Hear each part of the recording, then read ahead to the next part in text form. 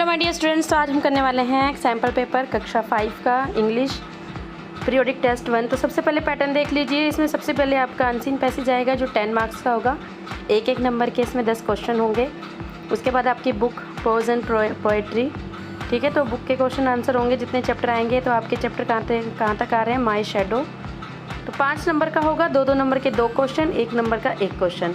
इसके बाद grammar 5 number की होगी, क्रिएटिव राइटिंग होगी 5 नंबर की और स्पेलिंग होगी 5 नंबर की। तो आपका ये टोटल हो जाएगा 30 मार्क्स का पेपर हो जाएगा ये आपका, ठीक है। तो चलो पहले हम प्रैक्टिस करते हैं अनसीन पैसेज की। तो पैसेज आपको पता ही है, पहले पैसेज को ध्यान से आपको रीड करना है, then you have to read the questions and then you have to search the answer from the passage.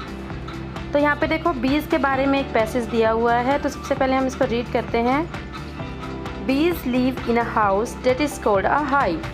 तो जो बीज का हाउस होता है उसको हम क्या बोलते हैं? Hive. There are 3 kinds of bees, workers, drones and queens, ठीक है। 3 तरह की बीज होती हैं, workers, drones and queens. Only 1 queen bee can live in each hive. एक हाइव में सिर्फ एक ही क्वीन बी रह सकती है। इफ़ शी इज़ लॉस्ट और डेड, अगर वो मर जाए या खो जाए, the other bees will stop their work. तो सभी जो बीज है बाकी की अपना काम रोक देती हैं। Bees are very wise and busy in the creatures, ठीक है। तो जो बीज होती हैं वो वाइज होती हैं, होशियार होती हैं, एंड बिजी लिटिल क्रिएचर्स, और हमेशा बिजी रहती हैं, अपना काम करती रहती हैं।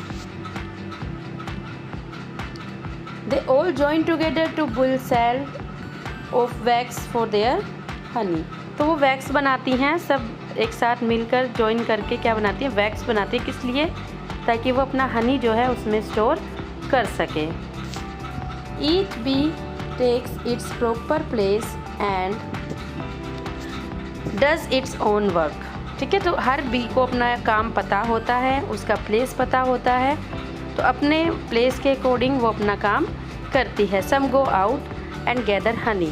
कुछ जो बीज होती हैं वो बाहर जाती हैं, है ना, एंड गैदर हनी, और हनी इकट्ठा करती हैं। और कहाँ से इकट्ठा करती हैं Honey? From the flowers. Others stay at home and work inside the hive. और कुछ अंदर रहती हैं और वो अंदर ही काम करती हैं। It is not safe for children to handle bees. बच्चों को बीज को हैंडल नहीं करना चाहिए, बीज के साथ प्ले नहीं करना चाहिए, छेड़छाड़ नहीं करनी चाहिए। वाई? बिकॉज बीज हैव अ पेनफुल स्टिंग। उनके पास क्या होता है?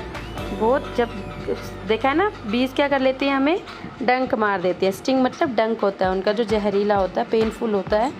अगर बीज काट लेती हैं, आपको भी कभी काटा होगा ना बीज ने, तो क्या हो जाता है? वहाँ पे स्वेलिंग हो जाती है, फूल जाता है ना, और दर्द भी बहुत होता है।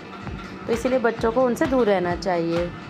That they use in their defence, क्योंकि उन्हें लगता है जैसे खतरा है तो वो अपने डिफेंस के लिए उस स्टिंग का यूज़ करती हैं, ठीक है। आगे अब हम देखते हैं हमारे क्वेश्चंस क्या हैं। तो first question is where do bees live. तो कहाँ रहती हैं बीज? तो हमने पहले ही लाइन में पढ़ा था, in a house that is called hive. That means bees कहाँ रहती हैं? हाइव में रहती हैं। तो ये आपका आ जाएगा फर्स्ट आंसर। नेक्स्ट क्वेश्चन देखिए, हाउ मैनी क्वीन बीज लिव इन अ हाइव। तो कितनी क्वीन बीज रह सकती है एक हाइव में? हमने पढ़ा था ना, याद होगा आपको अगर आपने ध्यान से सुना होगा तो। ओनली 1 क्वीन बी, ये ना आपका, only 1 queen bee can live in each hive. एक हाइव में एक ही क्वीन बी रह सकती है, एक से ज़्यादा नहीं रह सकती है। थर्ड क्वेश्चन देखो, what will happen if queen bee is lost और डेड।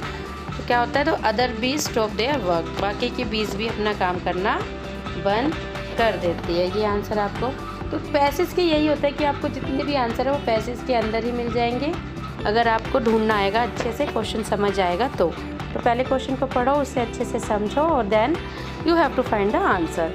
तो इसका आंसर ये है, बीज, other bees will stop their work. बाकी की बीज जो है वो काम करना बंद कर देंगी। Why it is not safe for the children to handle bees? Because they have a painful sting, है ना, हमने पढ़ा था ना, उनके पास डंक होता है जो वो बच्चों से ये की लास्ट लाइन थी इसमें, painful sting that they use in their defence. उनके पास एक पेनफुल स्टिंग होता है जो अपने डिफेंस में यूज़ करती हैं, इसीलिए बच्चों को उनसे दूर रहना चाहिए। Next question, complete the sentence, bees are very wise and busy creatures. तो यहाँ पे क्या आएगा, बिजी। ये भी आपका पैसेज में से ही है। What do bees build wax? Why do bees build wax? तो वैक्स किसके लिए बनाती है? For Honey.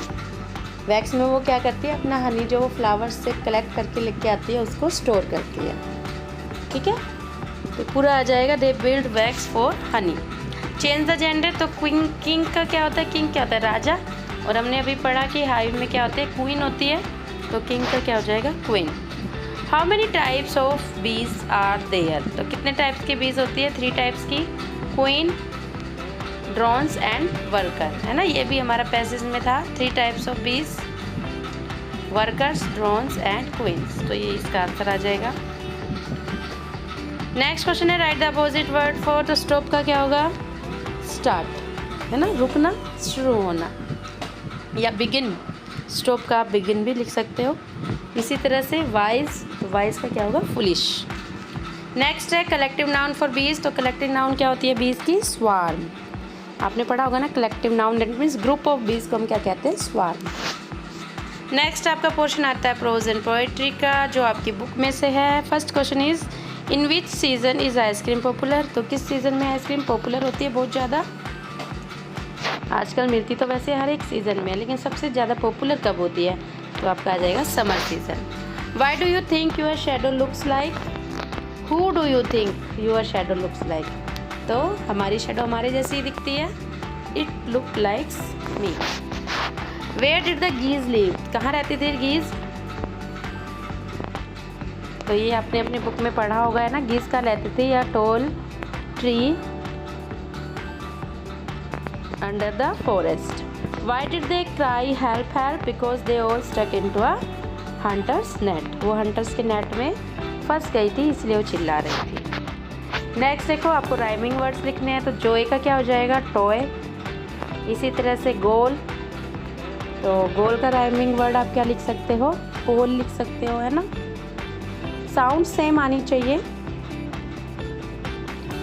Goal, pole, whole, ये हो जाएंगे आपके। नाउ आपको नेक्स्ट में फुल फॉर्म लिखनी है, जैसे डेट्स। तो डेट्स क्या क्या होगा, डेट इज़, है ना। डेट इज़ को कंबाइन करके डेट्स हो गया। तो अगर हम इसको अलग अलग करके लिखेंगे तो डेट इज़। इसी तरह से हैज़न्ट का क्या हो जाएगा, हैज़ नोट। और नेक्स्ट क्वेश्चन में आपको फुल फॉर्म से शॉर्ट फॉर्म बनानी है, उल्टा करना है। तो डू नॉट को हम क्या कर सकते हैं, डोंट। इसी तरह से वी विल, विल। ठीक है, इस तरह से हम इनकी कॉन्ट्रैक्शंस लिख सकते हैं। और भी आपकी हैं बुक्स में, सभी की प्रैक्टिस कीजिए। तो ये सिर्फ एक सैम्पल पेपर है, इस तरह के क्वेश्चंस आपके पेपर में आ सकते हैं, यही नहीं आएंगे। तो इसलिए आप अपनी प्रैक्टिस अच्छे से कीजिए। इस तरह के जितने भी क्वेश्चंस हैं आप सबको अच्छे से लर्न कीजिए, प्रैक्टिस कीजिए। नेक्स्ट है, what do the following word describe in the poem? Joyful sight, है ना। पोएम में था ना आपकी joyful sight, what are joyful sight. और लिटिल क्या आएगा, card. Next is fill in the blanks with question word. Question word का आपके क्या होते हैं, जैसे व्हेन, वेयर, हाउ, वाई, ये सब आपके क्वेश्चन वर्ड होते हैं। तो पहले देखिए, डैश डू यू प्ले। तो क्या आ सकता है यहाँ पे, वेयर डू यू प्ले, आप कहाँ पे खेलते हो। इसी तरह से नेक्स्ट है, डैश इज़ योर बर्थडे। तो व्हेन इज़ योर बर्थडे, तुम्हारा बर्थडे कब होता है। तो ठीक है, क्वेश्चन वर्ड की भी अच्छे से प्रैक्टिस कर लीजिए। सभी क्वेश्चन वर्ड आपको पता होने चाहिए कहाँ क्या आता है। देखते हैं, right the recipe of making. अब आपका क्रिएटिव राइटिंग आ गया 5 नंबर का, जिसमें आपको क्या लिखना है, right the recipe of making lemonade. Lemonade तो बहुत इजी होता है बनाना, मुझे लगता है आप सबको आता होगा। तो इंग्रेडिएंट्स क्या हैं इसके, लेमन हो जाएगा, वाटर हो जाएगा, है ना, सॉल्ट एंड शुगर। और रेसिपी भी आप लिख दोगे इसकी, take 1 glass of water, add 1 lemon, then add 1 pinch of salt and 1 tablespoon of sugar. Mix it well and your lemonade is ready. So this you can write the recipe. Now next is your portion, it is spelling 5 number का है, ये भी आपका। ठीक है, इसमें आपको क्या करना है, जितने भी आपके न्यू वर्ड्स हैं या वर्ड मीनिंग्स हैं वो सब आप लर्न करके रखिए। कहीं से कुछ भी आ सकता है। तो यहाँ पे देखिए क्या है, तो पहला ही पता चल रहा है हमारा क्या है, टीम वर्क। ई आएगा TEAM और WORK, ठीक है, टीम वर्क। नेक्स्ट हमारा क्या है, चॉकलेट। कुछ वर्ड्स को देख के पता चल जाता है यहाँ पे क्या आना चाहिए, फिर भी आप अपने सारे जो स्पेलिंग्स हैं, न्यू वर्ड्स हैं, वर्ड मीनिंग्स हैं वो लर्न कीजिए ताकि आपको पता चल जाए कि क्या इसमें मिस है। इसी तरह से नेक्स्ट है टुगेदर, बैम्बू, वंडरफुल। ठीक है, तो ये आपकी सारी स्पेलिंग से जो कंप्लीट करनी थी। नेक्स्ट क्वेश्चन में सर्कल द करेक्ट स्पेलिंग, तो कौन सी स्पेलिंग करेक्ट है वो आपको सर्कल करनी है। जैसे पहला है फील्ड, तो इसमें फर्स्ट आएगी FIELD, रिले। ठीक है, इसी तरह से फुलिश, सर्वे, डिलीशियस। ठीक है, तो ये आपकी करेक्ट स्पेलिंग्स है। तो ये आपका क्वेश्चन हो गया है स्पेलिंग का। ठीक है, 5 मार्क्स का है, यानी कि एक स्पेलिंग आपकी हाफ मार्क्स की है। तो 2.5 का आपका पहला क्वेश्चन हो गया एंड 2.5 का आपका सेकंड क्वेश्चन हो गया, तो 5 मार्क्स का हो गया। तो ये आपका पेपर था PT1 का। अच्छे से प्रैक्टिस कीजिए, इस तरह के जितने भी क्वेश्चंस हैं सबको लर्न कीजिए। क्रिएटिव राइटिंग में आपका और भी कुछ आ सकता है, पिक्चर डिस्क्रिप्शन आ सकती है, कोई और टॉपिक भी आ सकता है, तो लिखने की भी प्रैक्टिस कीजिए। ठीक है, बुक के क्वेश्चन आंसर लर्न कीजिए। गुड लक, अच्छे से प्रिपेयर कीजिए।